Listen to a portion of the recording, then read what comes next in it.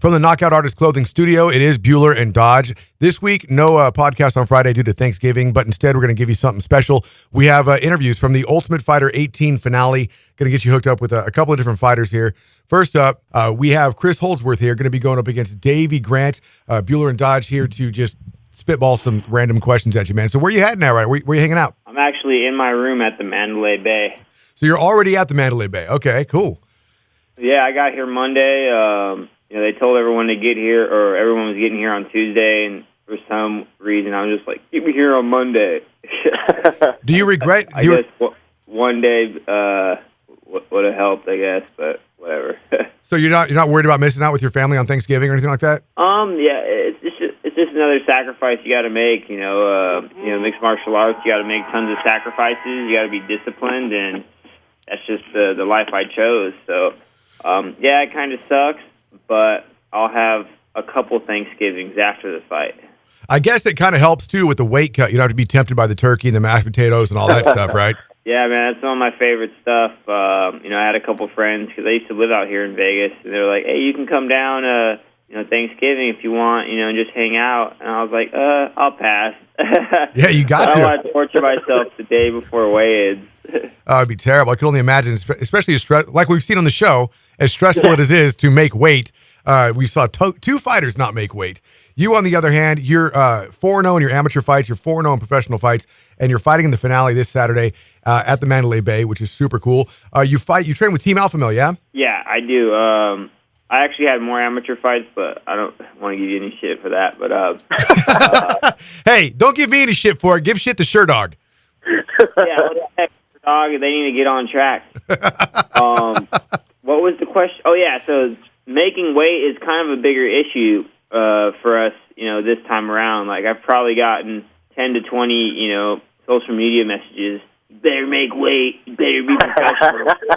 So it's like, if someone doesn't make weight, it's going to really look bad. So I'm doing my extra greatest and hardest to make weight, and I got a great team and a nutritionist, Eric Chaligi, helped me out in making sure my weight's on point. So training up there at Team Alpha Male, how difficult is it that both Uriah Faber and TJ Dillashaw are both your teammates and your same weight class? Do you look at any of that and say that you might have to face one of those guys, or are you guys like one of those teams that don't want to face each other? Well, if you look at it, they haven't fought each other yet, and they're both at the top of the division. So of course, it's always in the back of your mind, fighting a teammate and stuff like that. But that our intentions are not to fight each other unless it's for a title or something. And then it's business, of course, but.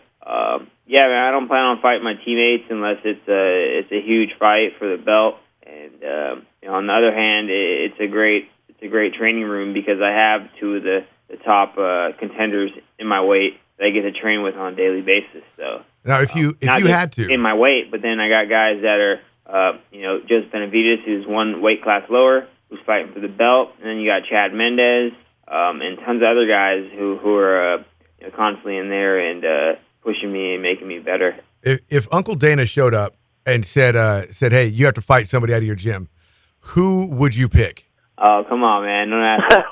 Oh, come on! It's all in fun and games. This doesn't mean anything. I'm just curious if there was somebody in your gym that if you had to fight somebody from Team Alpha Male, who would it be? I would fight the girl on our team, Paige. There you go. Then you could be the intergender champion of the UFC. Exactly. Any other aspirations of people to fight in the UFC right now? Any other what? Any other aspirations? Is there anybody who you got your eye on? No, man. I'm just taking it one fight at a time.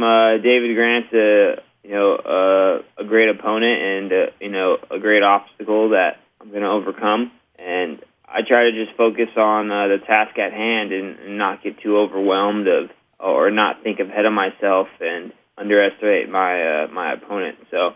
He's totally the focus right now, and once this fight is over, then I'll start lasering in on my next victim. So speaking of keeping your eye on somebody, it seemed like with either some clever editing or maybe it was a reality that they in the first few episodes they seemed to focus on your relationship or possible relationship with Juliana? Is that something that actually happened, or is that just editing? No, we were cool. Everyone really didn't like her in the house, so I think I was one of the ones who became friends with her, and we were just cool. And we kind of had the same mindset, and we kept to ourselves a lot. And we're some of the hardest workers on the show, so it was just one of those things where we needed some company, and we just hung out a lot. And of course, editing's gonna mash it up and mix it together and make it look like something different. But we're still friends, and we're actually probably gonna get reunited today. And you texted me last night like, "I better see you tomorrow."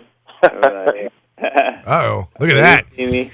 Well, that makes me wonder. Now, can you tell us officially, did anybody officially hook up on the show? Not that I know of, unless they did it very ninja. But yeah, man, nothing that happened that I know of. Was it kind of a pain in the ass being in such an estrogen-filled environment? Not really. I think it helped out. Like, I couldn't imagine bumping heads with eight other guys. 8 guys in the house is already a little much, and I can imagine 8 other guys, and that would have been pretty rough. So I think the estrogen kind of leveled out the testosterone, and there really wasn't any douchebags in the house, so it all kind of worked out. Did you feel the need to cry a little bit more? There seemed to be a lot of crying. No, to tell you the truth, I tried to let out a little cry after the semifinal win, and it just wouldn't happen. I tried my hardest. Like, I had a lot of, emotions and a lot of things going into that fight, and it was kind of like a release, because that was actually the last day of us being in the house. So right after that, we went home, we packed up our stuff, and, we went out, and Dana took us out on the town and stuff. So it was like, man, I won the fight. I did great during the season. I'm in the finale, and then I get to go home and eat some good food and see my family. So it was a lot of emotions after that fight. But I tried to. It was like one of those phases where you're gonna cry, and then I opened my eyes and no tears came out, and I was like, "Oh, I tried." Probably because you were too dehydrated from cutting weight. No, I was fully loaded, man, but it just wouldn't happen. Do you feel like Davey Grant kind of cruised into this position against you in the finale, or do you think he deserves to be there? No, not at all. He did not cruise. He did his job. He deserves to be here, and I respect Davey a ton. So it's going to be a great fight, and I know we're both great fighters, and I definitely think he deserves it. And we'll see who really deserves it Saturday night. Well, we got one more question for you before we let you go. Serious fight question here. Who would win in a fight? Dodge, go ahead. All right, who would win in a fight? A bear with machine guns for hands and feet, or a pterodactyl that poops chainsaws? A pterodactyl that what? Poops chainsaws. Poops what? Poops chainsaws. It flies over you and it poops out a chainsaw. I think the pterodactyl, man, because he can fly around and get angles and chop them up. So I'd have to go with the pterodactyl. The aerial tactics of the pterodactyl gets the vote from Chris Holdsworth. Going to be fighting this weekend at the Ultimate Fighter 18 finale, going up against Davey Grant. Best of luck to you, Chris. Hopefully everything pans out for you, man. We'd love to see you in the UFC. Have a wonderful day. And, of course, if you have the opportunity to watch this weekend, it is Saturday. It's on Fox Sports 1, Dodge? Yes. Awesome. Beautiful. Thanks, Chris. Thank you so much for being here today. All right. Thank you. It is Bueller and Dodge. Welcome to the show. Once again, we have from the Ultimate Fighter 18 finale, Juliana Pena. I hope I'm saying, is it Pena or Pena? Pena. Pena. Okay, cool. Got you on the show, and as of right now, we don't know who you're fighting. I know. You do? Yep. How can we bribe you? You can't. What if we bring you that butterfat milkshake that you went crazy for? Maybe 5 million butterfat milkshakes for the rest of my life. Explain that thing. What is that thing? I had never been to Vegas before, and one time for the first time that I went, my girlfriend, Colleen, was telling me, you need to try a butterfat milkshake. It's the best one in the world. And I was like, whatever. So we went and got one, and it literally was the best thing in the world. And I tried it. It's very deceiving because it comes with a stick of butter on top. But you throw the butter out and then you eat it, and it's seriously the best milkshake I've ever had.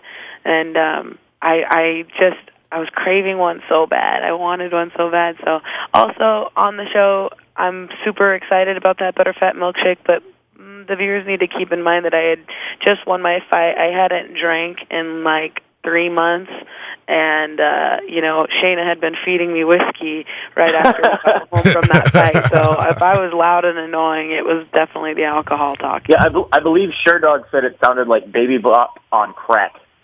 Yeah, baby's on crack. I mean, I don't blame him. Now, you're on the first ever house to feature women on The Ultimate Fighter, and coming into this, we had Tara LaRosa, we had Shayna Baszler, we had Roxanne Modafferi. All these girls are known names in women's MMA. Are you surprised that you were able to pull it out and go to the finals over all of these other names? Yeah, I think that it speaks a lot of volume for the type of talent that is coming up in the ranks. It's kind of a out with the old, in with the new type of thing. So yeah, I was a little bit surprised to see the veterans, being taken out in such a short time. So where do you train at now? I train in Spokane, Washington at Sick Jitsu Fighting Systems. Spokane, Washington? Yep. Is that anywhere near Jeff Hoagland's camp at all? No. Okay. So I guess one of the big questions I'm sure you probably have gotten asked a lot, but we have yet to hear the answer. Do you feel you got special treatment? I mean, I know they made almost an entire episode out of it, possibly with editing. Do you feel you were getting special treatment over some of the other girls? No, I don't really feel like I was giving special treatment. In fact, I just listened to an interview with Brian Caraway, and he admits that he was purposely leaving me alone, and not talking to me because, they didn't want to come across as showing favoritism towards me. And if anything, it was me, giving them attention, and that's probably because I was so comfortable around them and because I have known them in the past. But the funny thing is when Morass beat me the first time, she went and trained with Misha and Brian for about a week and a half. She knows them just like I know them. And on the other hand, every time I tried to talk to Misha, because she had heard through the grapevine that they were claiming that they were choosing favorites, she would, every time I would come up to her, she would shoo me away and tell me, don't talk to me, go away, and so it was like I couldn't even talk to them for a long time. It was like every time I had a question or wanted to, train or do something, they'd be like, no, the cameras are watching. We don't want, them thinking that we're playing favorites and stuff. So it was complete opposite. It was like I couldn't even talk to them pretty much for the most part. So I think that what it was the editing, and if they do show me talking to them and all that stuff, it's because I'm approaching them and I'm comfortable enough around them to be going up to them and talking to them like friends.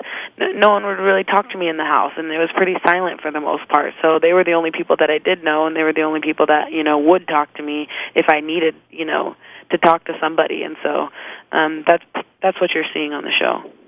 A lot of clever editing. That's what we hear a lot. We hear a lot that, especially after the shows are done filming, we hear a lot, well, it was editing. And it's one of those things, even though it's a show that is based on the outcomes of the fights, they can still edit whatever they want to make the viewer believe what they want as well. We got one more question for you. We know we have short time. Just a question that we ask of all the fighters. It's a fight question. Who would win in a fight? Dodge. Who would win in a fight? A bear with machine guns for hands and feet, or a pterodactyl that poops chainsaws? I would have to say a bear with machine guns, hands and feet. Why is that? Because you don't mess with grizzly bears or, bears are psycho, wild animals, and they'll freaking cut your throat out, so. We get pretty mixed reactions. Dodge and I are both Team Bear. Chris Holdsworth, we just spoke with before you, is Team Pterodactyl, but we'll put you on the board for Team Bear as well. Juliana Pena fighting this Saturday, The Ultimate Fighter 18 finale. Thank you so much for your time today, and best of luck to you. Thanks for having me, you guys. I appreciate it. Have a great day. Thanks for listening to Split Decision. It's Bueller and Dodge. Once again, Fight Fans Radio Network, of course, is where you can find us. There's Spreaker, Stitcher, and SoundCloud accounts. Also, Knockout Artist Clothing. Make sure you check them out at officialkoa.com or look them up on Facebook as well. So until next time, have a good night. We'll see you at the fights.